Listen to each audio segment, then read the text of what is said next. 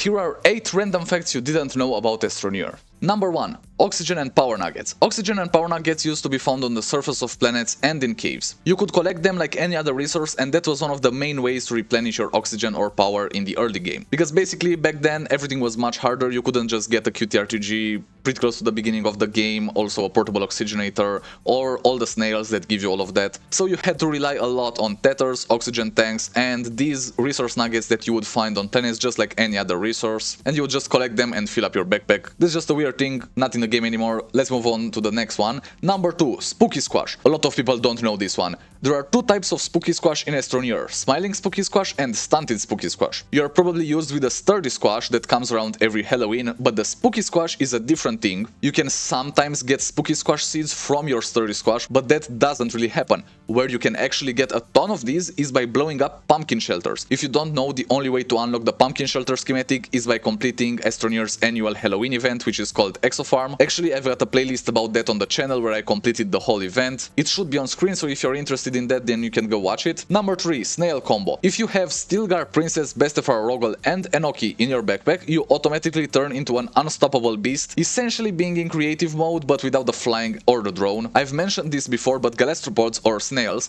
are way too overpowered in Astroneer. For example, Stilgar gives you free oxygen. This is basically a portable oxygenator that you can get in the beginning of the game. Princess makes you invincible to all types of damage except suffocation, but you also have Stilgar for that. So you get no fall damage, no damage from plants, none of that. Then Enoki makes you sprint faster and jump higher. Rogel provides 6 units per second of power. That's the equivalent of 6 QTRTGs or 1.5 RTGs in just a little snail that you feed seeds to. That's insane. And then you also have Bestefar, which acts as a drill mod, boost mod and wide mod. All of them in just one snail. Basically, if you have all the 5 snails I've mentioned, you don't need the other 2, but if you have these 5, you are almost as in creative mode. And yeah, by the way, you'll have to keep feeding them, or otherwise they'll form a revolution and stop working for you. That's true, that's what happens. You can check if you don't believe me, but that's what happens. Speaking of creative mode, number 4. Creative mode shenanigans. In creative mode, you can stop time, change a planet's orbit, or even speed up the entire solar system. Basically what I'm doing right now, everything's a little bit sped up behind me. I'm in creative mode now and I'm filming with the drone. The drone is called Arrow, and it's Astroneer's cutest drone. I actually use it a lot when I need to get a cool shot of something I've built, and this is also a secret behind most Astroneer thumbnails. So yeah, cool fact there if you didn't know.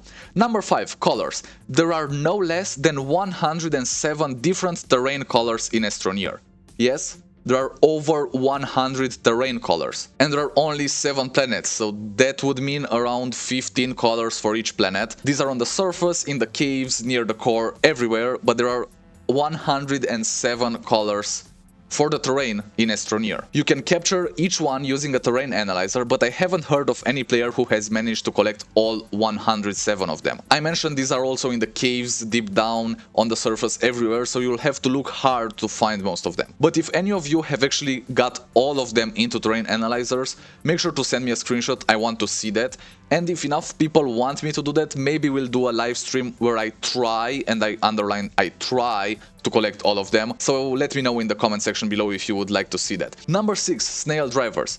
You can place your snail pets into gravity globes and they'll randomly start driving. I don't know how they drive it, they can't use their hands or anything, they're in a glass terrarium, but if it works, I'm not questioning it. If you give each of them a different gravity globe, they'll all go mad and you probably won't be able to hold an organized football match. Trust me, I've tried. They might not be good at football, but as I said in a previous point, they are way too overpowered, so make sure to use them. Number 7. Fractal roses. Fractal roses have a different look for each planet. You will only naturally find these roses on Novus, which is Vesania's moon, but you can get their seeds and plant them on any other planet. And that's where you'll find a little surprise. They look different on each planet. For example, they are blue on Glacio, orange on Calidor and green on Atrox, but they've also got more colors. You just need to explore and find out. Number 8. Weird custom games. Using the custom games menu in Astroneer, you can create the strangest worlds out there. For example, you can create the most dangerous planet in the universe, which we did by the way, or if you're feeling bored, you can create the smoothest planets in the whole world. Speaking of being smooth, I think you should watch this video next. I'll see you there, alright?